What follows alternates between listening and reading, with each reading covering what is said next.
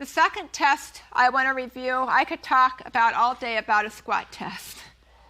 What I did, this test is introduced in our impingement and instability course. A level 1 test, I want you guys to always think about inhibition first.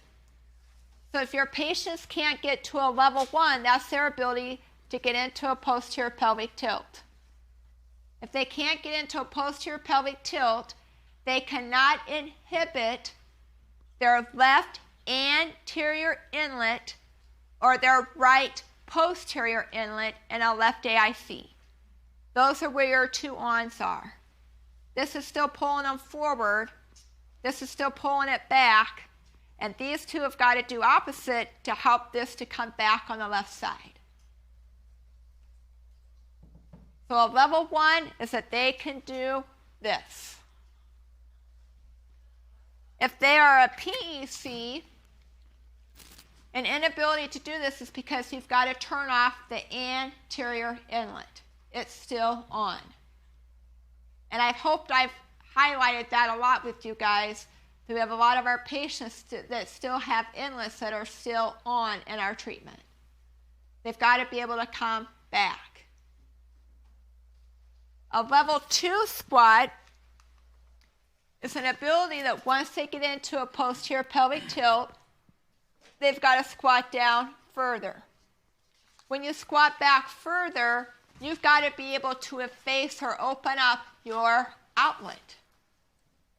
So in a left AIC pattern, in my outlet, if I can't squat down further, it's because my outlet is still what?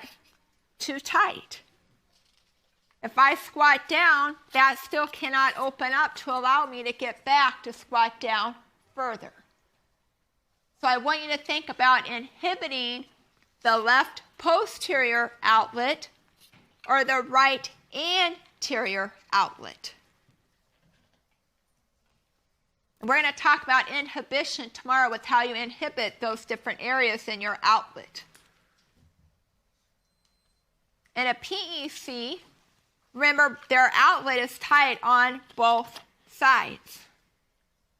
So if they can't get to a level 2, you've got to inhibit the outlet bilaterally. A level 3 squat is when they can round out their back. They can go from a 1, here's a 2. A 3 is their ability to take their chest to their thigh. Here's a 3. If they can't get to a 3, they have a mediastinum that is too tight. We haven't talked about a mediastinum yet because that kind of falls underneath the respiratory lecture, but I want to explain to you guys a little bit. Mediastinum, you guys, is the ability for your chest wall to expand. And in your left AIC pattern patient, remember I told you they have a hemilordosis. This is being pulled open. This is tight. So if this is tight, they're going to have difficulty getting air into their left posterior mediastinum. If they're a PEC or a patho-PEC, this mediastinum is tight bilaterally. For instance, they take a breath of air in and they do this.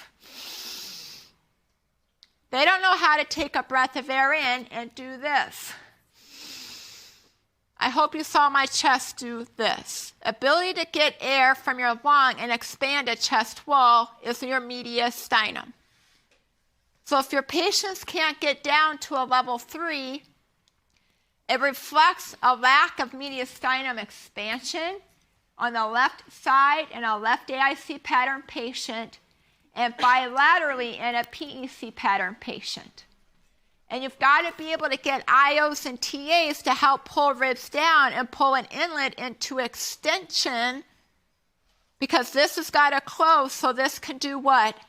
Open.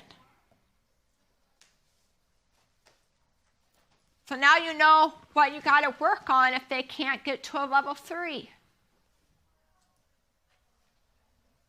If you understand that what the tests are showing you, it's going to help guide your treatment. They can't get to a level 4. A level 4 is once they round out their back, they bring their chest to their knees. Now they've got to be able to take their bottom and get it below their knees. They've got to get their hips down. And a level 5 is going to be able to get their bottom all the way back to their thighs and not fall over. And they can't extend their back. You can't have patients that do this and they get down here and they go back here.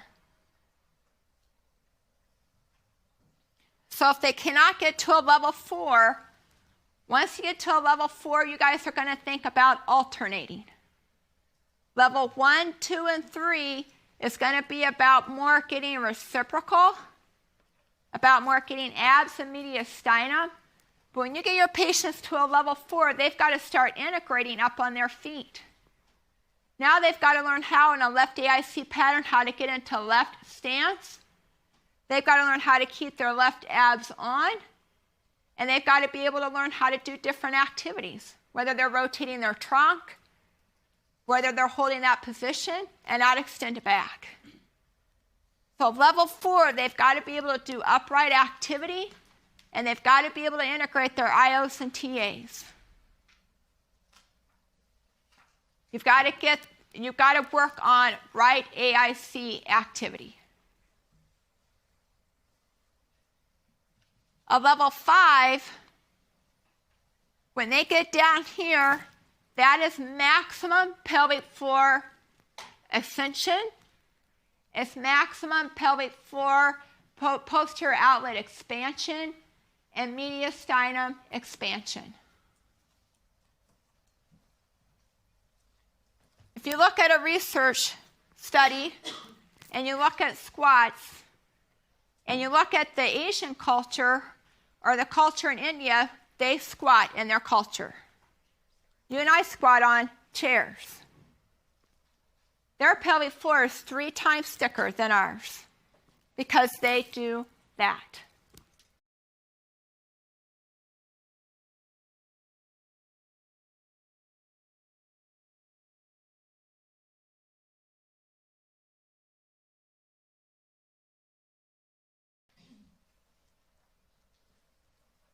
We squat on chairs in this country, couches, benches. We squat on toilets. They go to the restroom in those cultures on the ground. If you have a patient that can squat all the way down and they have an adduction drop test that's positive, that is pathology. And some of your patho-PECs are going to be able to squat all the way down. But is that a healthy squat? No. They're squatting down by stretching out their pelvic floor. I like this when their adduction drop tests and their PRI tests are negative. So this is another indicator that if you have a patho-PEC. So I've given you 3. If you have an adduction drop test that's positive and you have someone that can palm the floor, patho. If you have someone that has an adduction drop test that's positive and they have a passive abduction raise test that's positive bilaterally, pathology. If they have an adduction drop test that's positive and they can squat all the way down to the ground, pathology. That's how you're going to know what category your patients are falling in.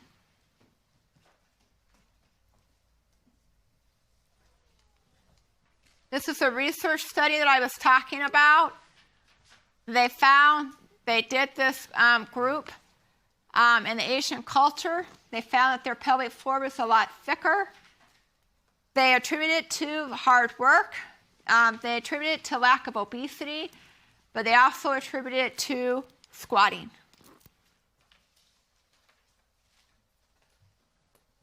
If you go out in nature and you watch mammals have babies, they squat. We lay down on tables. We squat on toilets.